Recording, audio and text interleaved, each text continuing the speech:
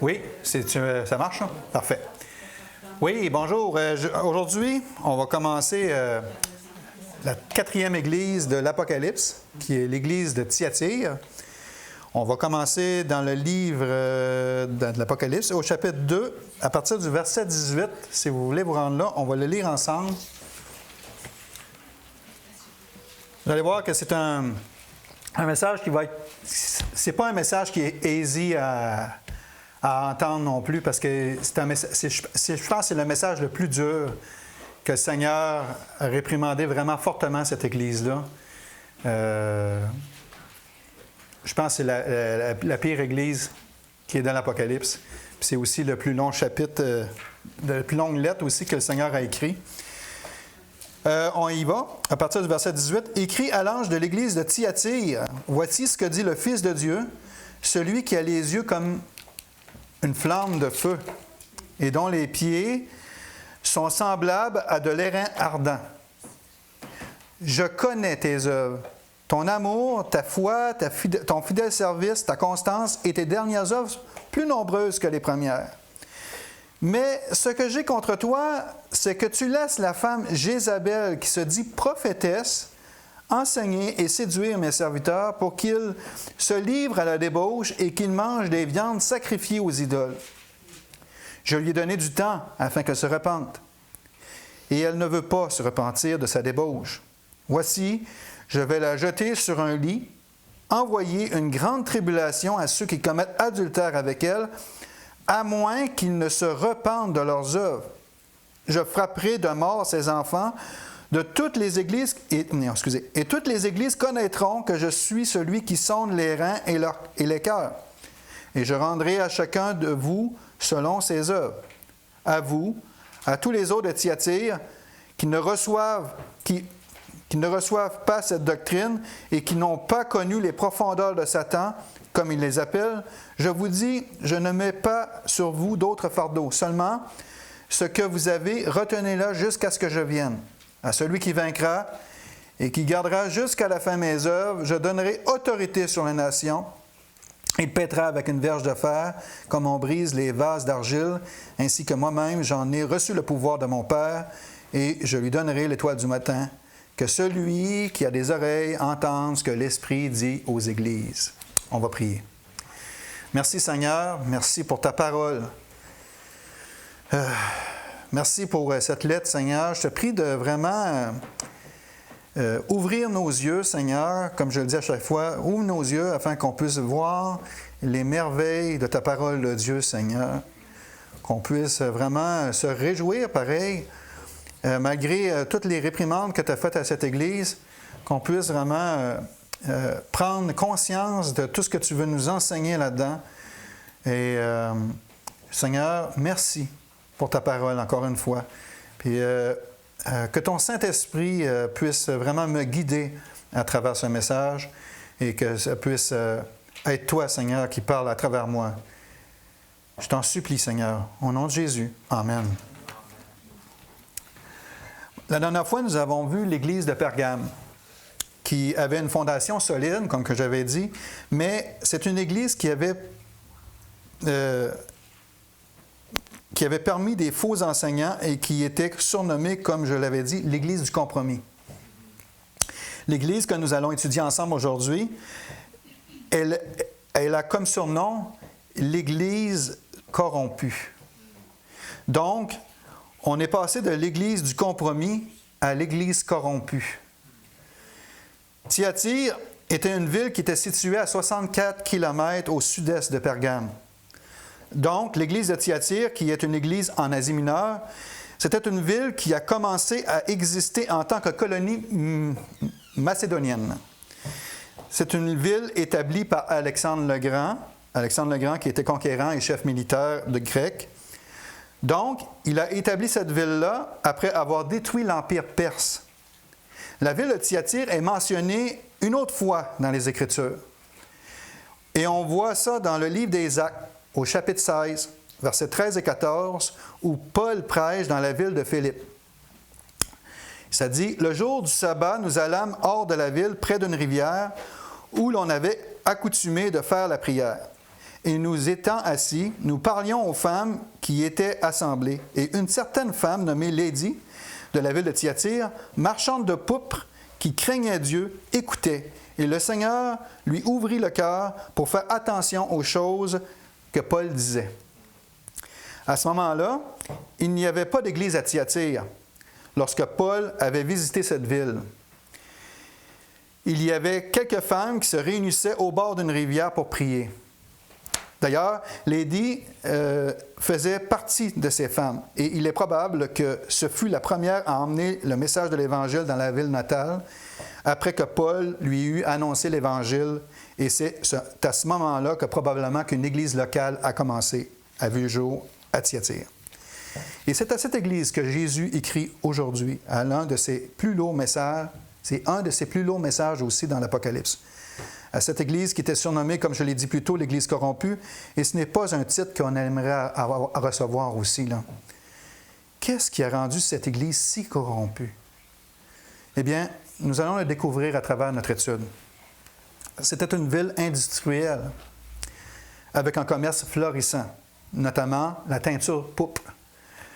Thyatire était réputé pour son artisanat de la teinture pourpre qui provenait d'un pigment très rare extrait de certains coquillages. Cette production attire beaucoup de commerce, ce qui faisait de la ville un centre économique. Donc, l'Église se trouvait dans un contexte de richesse, mais aussi d'influence culturelle et commerciale, ce qui posait des tensions, notamment par rapport aux pratiques idolâtres. Alors, ce qui est crucial, c'est que Thyatire, c'était un carrefour commercial. Donc, il y avait beaucoup de cultes païens aussi. Les artisans, notamment ceux qui travaillaient dans les guildes, participaient souvent à des banquets rituels où on rendait hommage aux dieux locaux. Une guilde, c'est comme une association professionnelle ou un groupe d'artisans qui se regroupent autour d'un métier spécifique. Historiquement, ça contrôlait les standards, les pratiques, les prix, et ça assurait une forme de solidarité entre les membres. Donc, dans le contexte de Thyatire, c'était des guildes liées au métier, mais elles étaient souvent imbriquées dans les cultes païens, ce qui créait des conflits de loyauté. Donc, l'influence, elle était à la fois dans les habitudes économiques, mais aussi dans les pratiques religieuses qui pouvaient détourner les croyants de leur foi. Les cultes païens à Thyatire étaient très variés. On avait des cultes dédiés à des divinités locales comme Apollon, mais aussi des cultes liés à la déesse Artémise ou à des associations de métiers qui avaient leur propre rituel. Ces pratiques impliquaient souvent des banquets, des offrandes et une forme de dévotion qui, pour les chrétiens, devenait un vrai conflit moral parce qu'ils devaient choisir entre leur foi et leur place dans ces réseaux économiques. Au verset 18, il est écrit à l'ange de l'église de Thyatire, « Voici ce que dit le Fils de Dieu, celui qui a les yeux comme une flamme de feu et dont les pieds sont semblables à de l'airain ardent. » Cette description nous rappelle que Jésus est le juste juge de toute la terre. C'est lui seul qui est capable de voir et de sonder les cœurs, toutes les pensées de nos cœurs. Il les connaît. Il peut discerner le mal dans nos cœurs parce que ses yeux sont comme des flammes de feu. Et le feu est considéré comme un symbole de jugement qui purifie. Et devant ses yeux, rien n'est caché devant celui que nous devons rendre compte. Il exerce son jugement sur ceux qui ne se repentent pas. Ses pieds sont semblables à de l'airain ardent. Ce qu'il faut savoir dans les Écritures, l'airain désigne aussi le bronze. C'est un autre nom pour l'airain. Et le bronze est un symbole de jugement. D'ailleurs, dans l'Ancien Testament, le bassin dans lequel les sacrificateurs se lavaient était fait de bronze. Et le serpent d'airain aussi. D'ailleurs, que Moïse avait fabriqué lorsqu'il était au désert. Vous vous souvenez de l'histoire, lorsque les enfants d'Israël étaient désobéissants, ils se faisaient mordre par des serpents venimeux.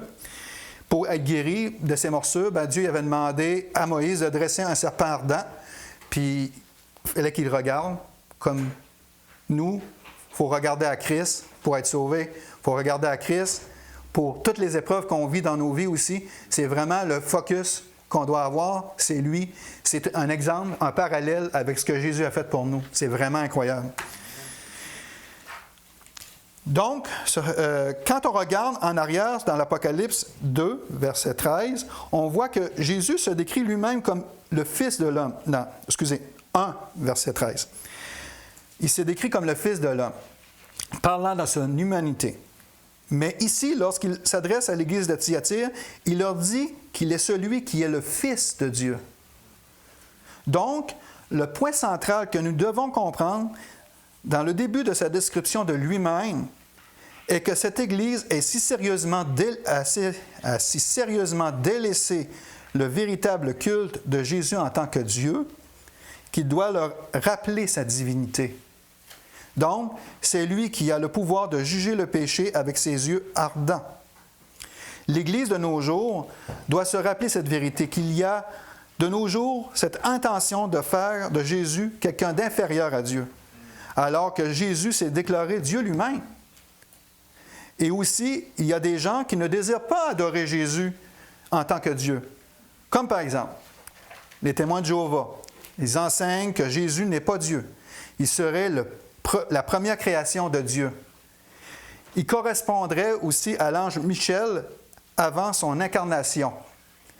Problème théologique majeur. Cela contredit directement des passages comme Jean 1:1, « Au commencement était la parole, et la parole était avec Dieu, et la parole était Dieu. » Jean 20:28 aussi, Thomas lui répondit, « Mon Seigneur et mon Dieu. » Hébreux 1:8, « Mais il dit au Fils, ton trône, ô Dieu, est éternel. Le sceptre de ton règne est un sceptre d'équité. » Il y a aussi l'Église de Jésus-Christ des saints des derniers jours, comme l'Église des Mormons.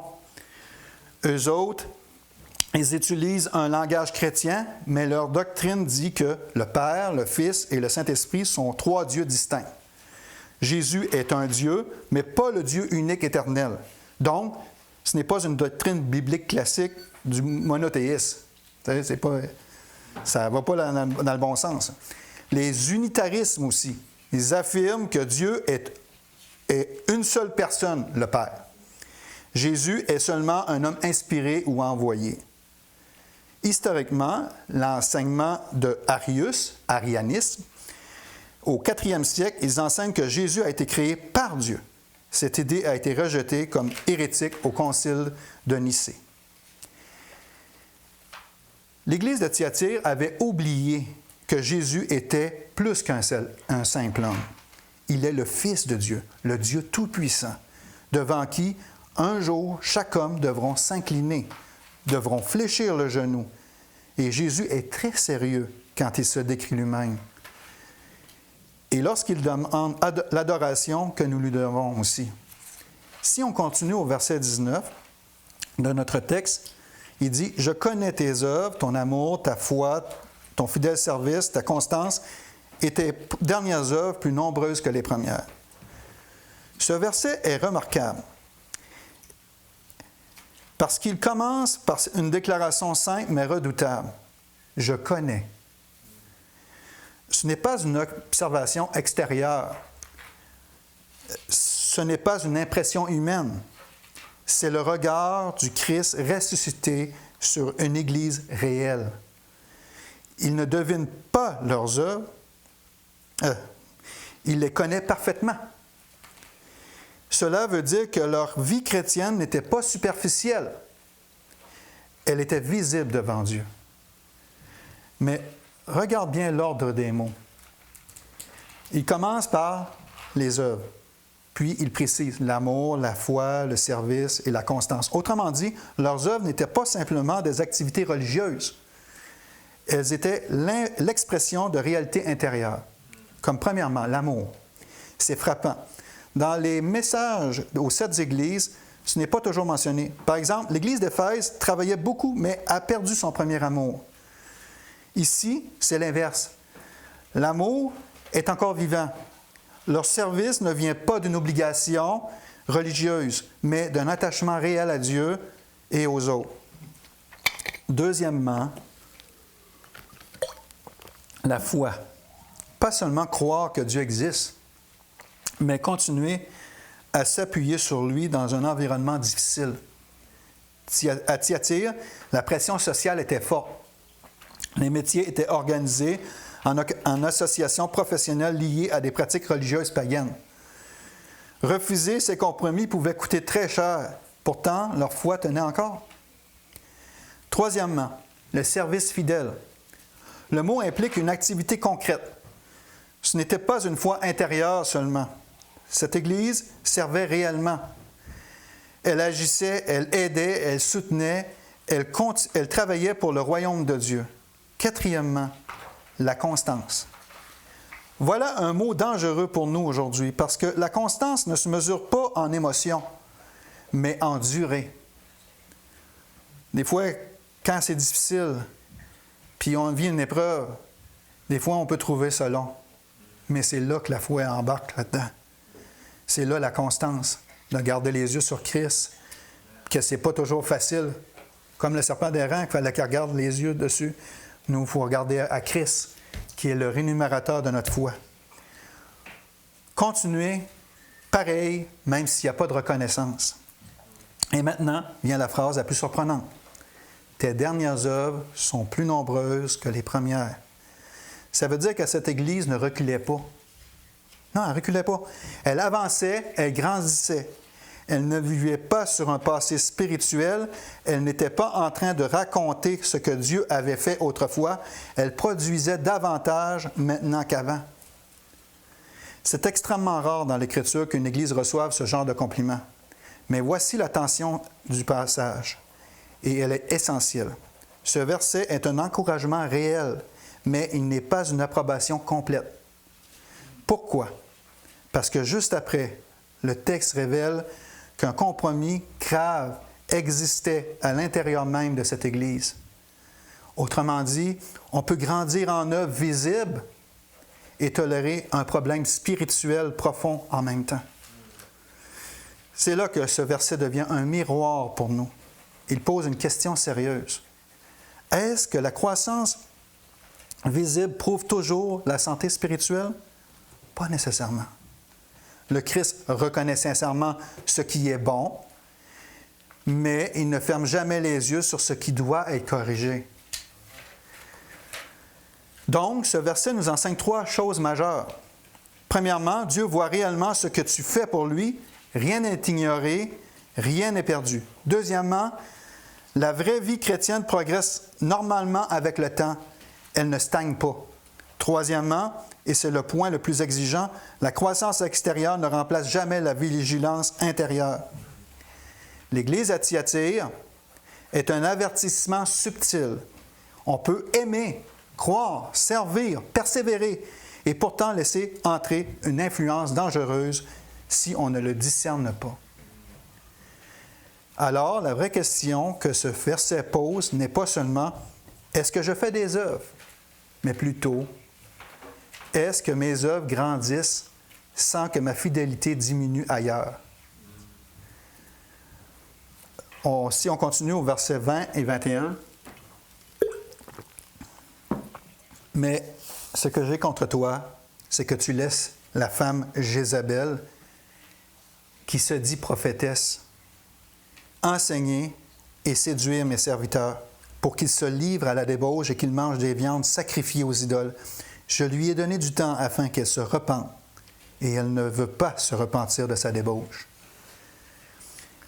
Le premier choc du passage ici, premièrement, « Mais ce que j'ai contre toi. » Jésus parle à l'Église, non pas seulement à la séductrice. Pourquoi? Parce que Dieu tient son peuple responsable de ce qu'il tolère. La Bible confirme ce principe ailleurs. Ne participe pas au péché d'autrui, comme qui est écrit dans 1 Timothée 5, 22. Ou encore, un peu de levain fait lever toute la pâte, dans Galates 5, 9. Autrement dit, tolérer une erreur spirituelle finit toujours par contaminer l'ensemble. Donc, Jésus ne reproche pas seulement l'existence de faux enseignements, il reproche l'absence du discernement spirituel. Deuxièmement, la femme Jézabel. Ce nom renvoie clairement à Jézabel dans l'Ancien Testament. Elle apparaît dans le premier livre des Rois. Elle introduit l'idolâtrie en Israël. Dans 1 Roi 16, verset 31, il est écrit « Et comme si c'était pour lui peu de choses de se livrer au péché de Jéroboam, fils de Nabat, en parlant d'Akab, il prit pour femme Jézabel, fille d'Edbal, roi des Sidoniens, et il alla servir Baal et se prosterner devant lui. » Vous voyez, il l'a conduit à l'idolâtrie. Elle l'a conduit à l'idolâtrie. Aussi, elle persécute des prophètes de Dieu. 1 Roi 18,4. Et lorsque Jézabel extermina les prophètes de l'Éternel, Abdias prit 500. Un petit peu. Il prit 5 prophètes qu'il cacha 50 par 50 dans une caverne et il les avait nourris de pain et d'eau. Ensuite, elle manipule l'autorité royale. 1 Roi 21 nous parle de Naboth, refuse de vendre sa vigne parce que c'était un héritage par Dieu dans sa famille. Akab devient frustré et boudeur. Sa femme Jézabel organise un faux procès religieux avec de faux témoins. Naboth est accusé faussement et exécuté. Akab prend la vigne. Dieu envoie le prophète Élie annoncer un jugement contre Akab à sa maison. Akab s'humilie ensuite. Alors Dieu retarde le jugement, mais il ne l'annule pas. Ensuite, elle impose le culte de Baal. Dans 1 Roi 18-19, Élie était sur la montagne du Carmel, puis là il dit « Fais maintenant rassembler tout Israël auprès de moi à la montagne du Carmel et aussi les 450 prophètes de Baal et les 400 prophètes d'Astarté qui mangent à la table de Jézabel. » Son influence est religieuse et politique. C'est pourquoi son nom devient un symbole biblique de séduction spirituelle organisée. La Bible avertit souvent contre ce type d'influence. Comme dans 2 Pierre 2,1, il est écrit « Il s'élèvera parmi vous de faux docteurs. » Troisièmement, remarquez bien ce qu'ils disent, que Jézabel se dit prophétesse. Le texte ne dit pas qu'elle est prophétesse. Il dit qu'elle se dit prophétesse. Entre autres, il avait fait un compromis aussi en laissant une femme avoir un certain leadership, c'est-à-dire qu'elle avait un caractère fort et essayait de prendre autorité sur le leadership de l'Église. Comme aujourd'hui, plusieurs femmes se donnent une place d'autorité dans le ministère de la parole, parce que dès qu'une femme dit que Dieu l'a appelée comme pasteur en enseignant dans l'Église, est déjà contraire à ce que la Bible dit. C'est-à-dire que Dieu dit dans sa parole qu'il a établi des rôles à chacun. Je ne dis pas que l'homme domine sur la femme, là. Et quand on regarde des femmes pasteurs, on remarque qu'ils mélangent le monde avec Dieu. À cause de ce compromis, d'autres compromis s'en suivent. Et un bon exemple de ça, il y a comme par exemple Joyce Meyer, que dans ses doctrines, elle mélange les choses du monde avec la parole de Dieu. Puis, la majorité du temps, c'est tout le temps ça qui arrive. Aussitôt qu'ils ont laissé une femme entrer comme pasteur, qu'ils ont fait un compromis avec ce que la Bible dit, bien, les autres compromis s'en suivent à travers ça aussi, puis ça fait diminuer les standards moraux dans l'Église. Mais je ne dis pas que la femme est plus basse que l'homme, là. C'est pas ça que je dis, là. Ce que je veux dire, je vais donner un exemple. Comme par exemple, mettons que je prépare mon message la semaine, tout ça, puis là, je dis à ma femme, j'ai dit, tu peux-tu regarder, voir, corriger mes fautes en même temps, tu sais, elle est là pour m'aider, elle est là pour me soutenir là-dedans. Dieu l'utilise énormément pour m'aider. C'est vraiment une aide précieuse dans ma vie. Puis dans ce que je fais pour le Seigneur aussi. Parce qu'elle me conseille à travers ça aussi. Tu sais, elle est là pour me soutenir, pour me conseiller. Puis me donner d'autres choses aussi que je peux rajouter dans mon texte. Ah, ça serait pas pire, ça. Ben, c'est vrai, ça. Tu sais, je le rajoute. Tu sais, c'est un message. Tu sais, les messages, des fois, là, il y a des choses là-dedans que ma femme, elle me conseillait. Tu sais, tu devrais mettre ça. Ah, bonne idée. Tu sais. Puis, pas parce qu'elle est inférieure à moi, là. Elle n'est pas du tout inférieure à moi, là. On n'est pas inférieur à Christ. On est avec lui. On est en lui. Il nous accepte. On est pleinement en lui. Puis, c'est ça, un mariage aussi. C'est vraiment qu'on forme un. On est vraiment deux entités qui forment un seul corps. Comme Christ, il dit, moi puis le Père, on est un. Puis il priait aussi dans Jean 17 pour nous autres. Tu sais, il disait, je prie pour eux pour qu'eux autres aussi soient un avec nous. Comme toi et moi, nous sommes un. C'est vraiment quelque chose de précieux. Puis c'est ça, en réalité. Tu sais, c'est pas que la femme est moins que l'homme ou qu'elle est diminuée. Non, c'est juste que Dieu a établi des rôles à chacun. Comme les enfants. Les enfants sont là pour obéir à leurs parents, puisque les parents sont là pour les enligner, les diriger, les conduire dans ce qui est bon pour eux. Comme la femme est là pour soutenir son mari dans toutes ces choses, puis elle est là pour l'encourager. C'est tout un package deal, une famille.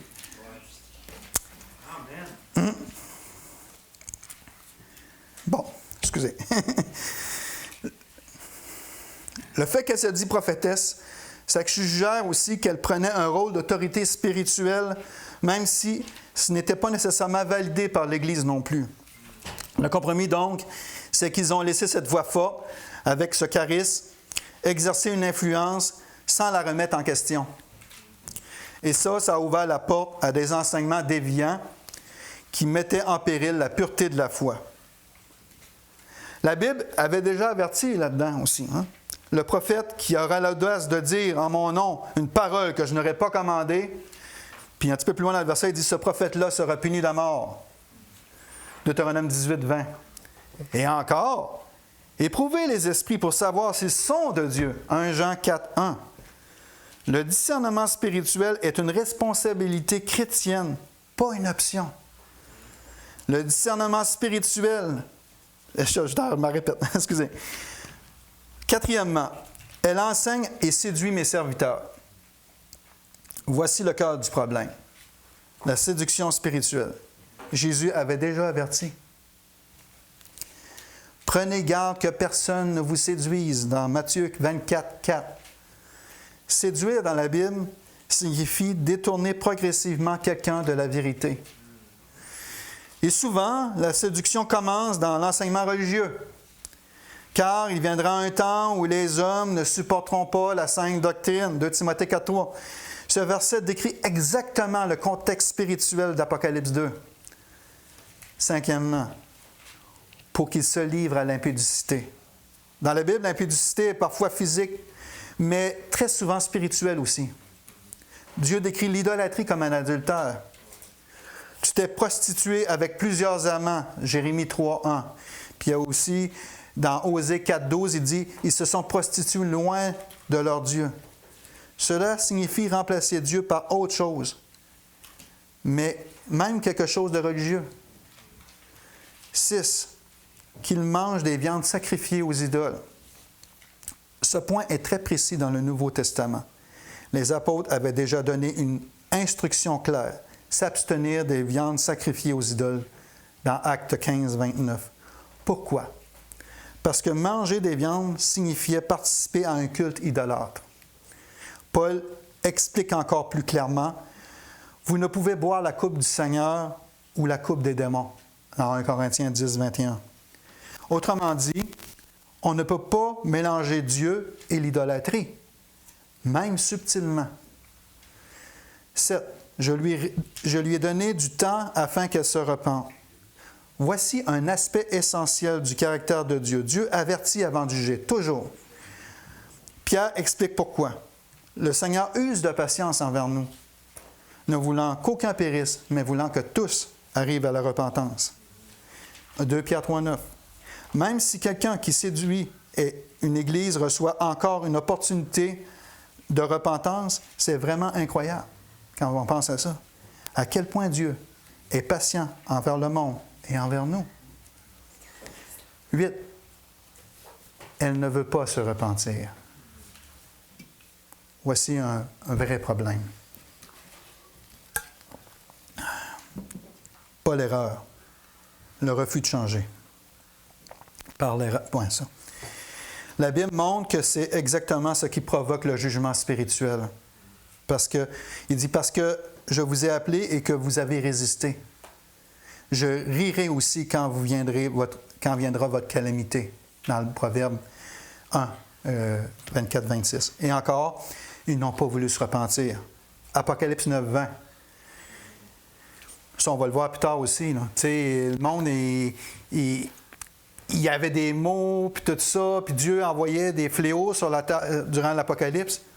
Puis, ils maudissaient le Seigneur pareil, puis ils blasphémaient contre Dieu, puis ils n'ont jamais voulu se repentir. C'est ça qui est triste là-dedans. Là.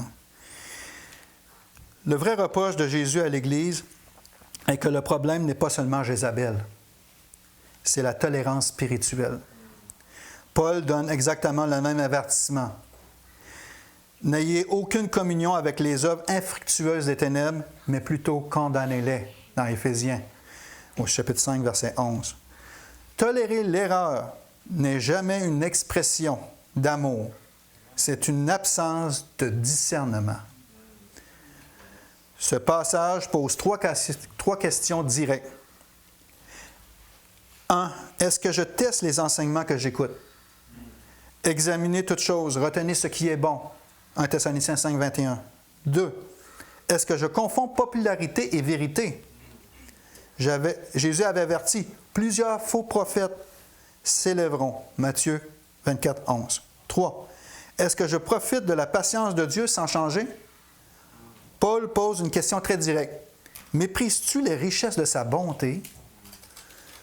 Ne reconnaissant pas que la bonté de Dieu te pousse à la repentance? Romains 2, 4. La vérité la plus forte du passage, même dans une église où il y a séduction, Jésus parle encore. Parce que quand Dieu avertit, ce n'est jamais pour condamner immédiatement. C'est pour sauver, comme il est écrit. Celui que j'aime, je le reprends et je le châtie. Apocalypse 3, 19. Et ça, c'est peut-être la preuve la plus profonde de son amour. C'est Jésus-Christ qui parle. Et il utilise un langage prophétique très dur. Si on le lit vite, on peut penser que c'est arbitraire ou cruel. Mais dans le contexte, c'est un avertissement ciblé contre une corruption spirituelle précise. Regardons ça sérieusement, morceau par morceau. Oui. Je vais aller voir ce que je suis rendu. Oui, j'ai le temps.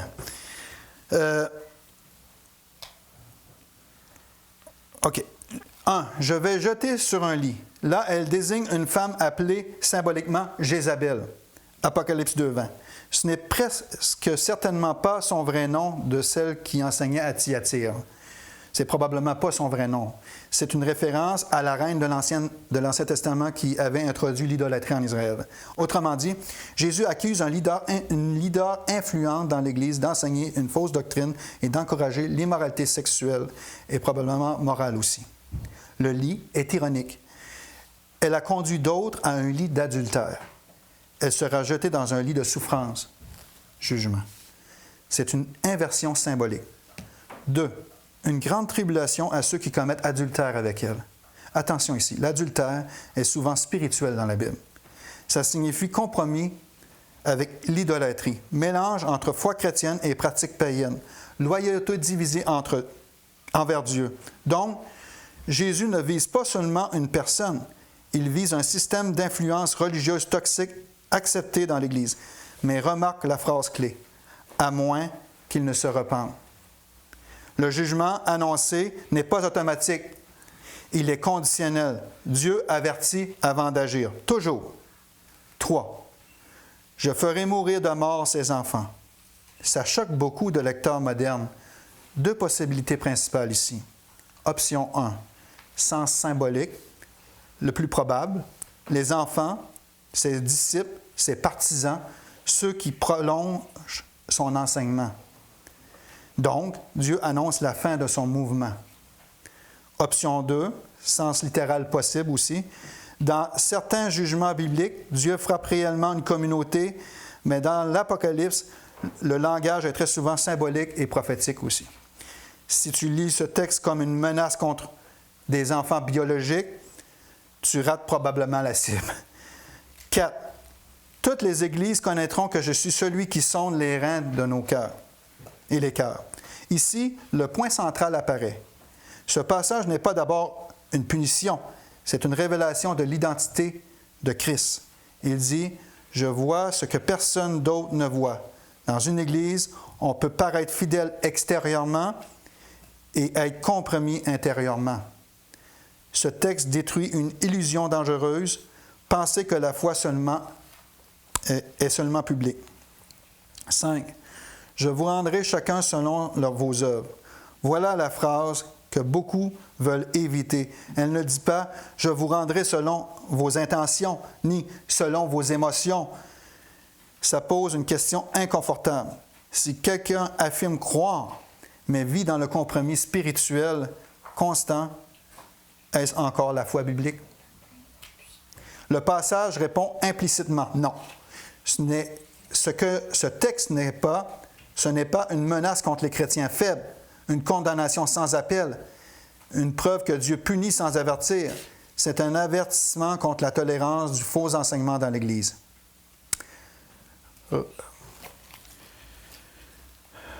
Relisons Apocalypse 2, 24-28. On ne l'en lira pas au complet, on va commencer par le premier verset, là, 24, qui dit « À vous tous les autres de Thyatire qui ne reçoivent pas cette doctrine et qui n'ont pas connu les profondeurs de Satan, comme il les appelle, je vous dis, je ne mets pas sur vous d'autres fardeaux. » C'est l'un des passages plus personnels que Jésus-Christ adresse à l'Église locale, celle de Thyatire. Il ne parle pas ici aux rebelles, mais aux fidèles silencieux. Ça change tout. Ce texte est un message pour les croyants qui tiennent bon sans être spectaculaires, sans être reconnus, mais qui restent loyaux. Entrons plus profondément. 1. Ceux qui n'ont pas connu les profondeurs de Satan. Il parle de ceux qui n'ont pas suivi des profondeurs de Satan. En d'autres termes, c'est probablement une façon symbolique de désigner ceux qui n'ont pas été séduits par les enseignements de cette Jézabel. Ils sont restés à l'écart, fidèles, et ne se sont pas laissés entraîner par ces pratiques occultes. Donc, c'est un petit groupe protégé auquel Dieu promet qu'il ne leur imposera pas d'autres fardeaux. 2.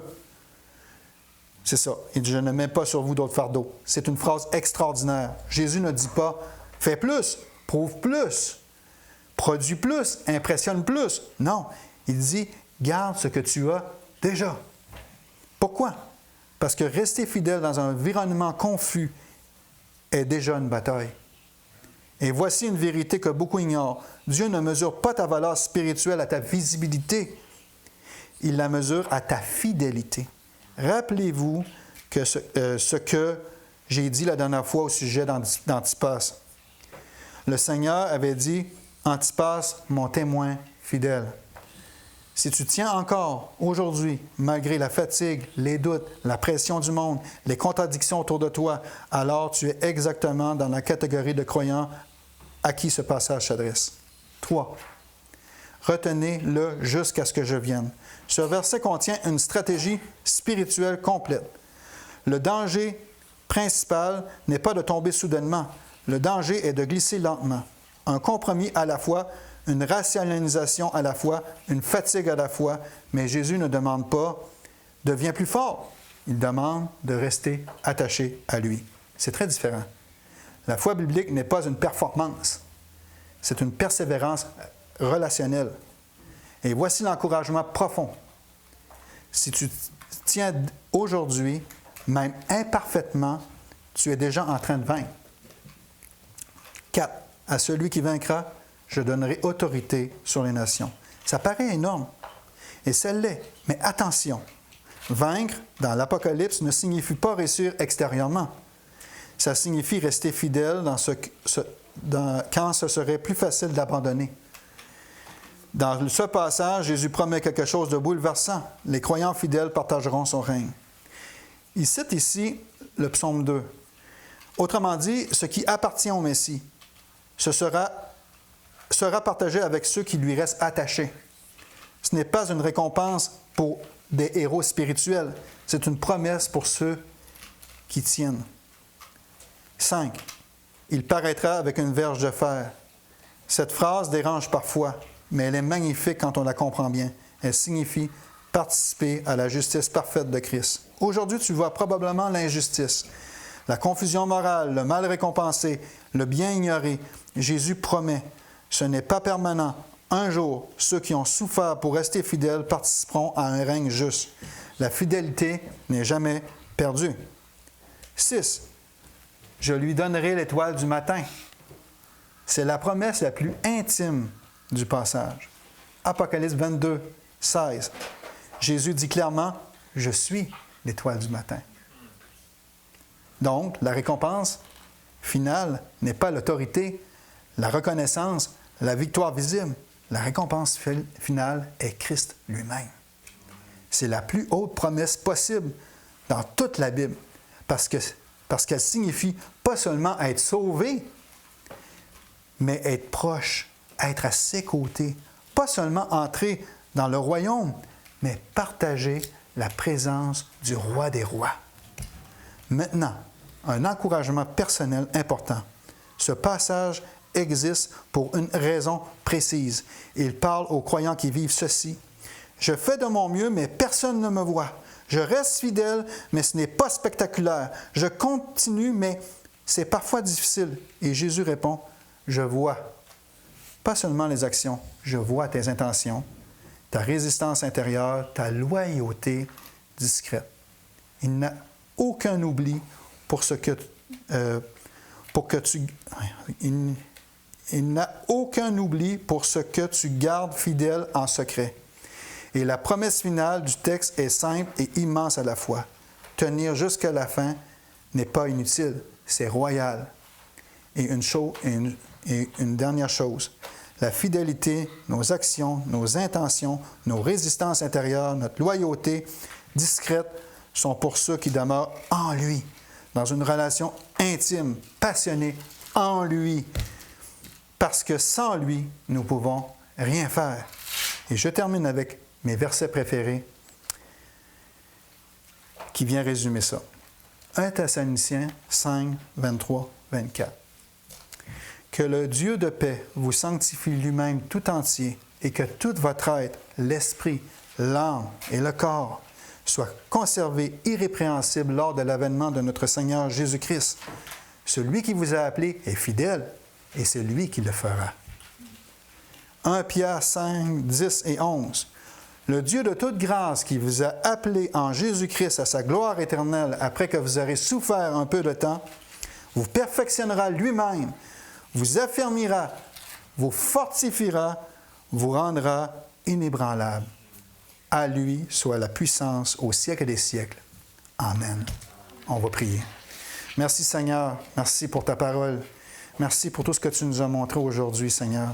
Je te prie de venir bénir cette étude dans nos cœurs, Seigneur, puis que ça puisse vraiment nous édifier tous et chacun. Et c'est dans le plus beau nom de ton Fils Jésus que je te prie. Amen.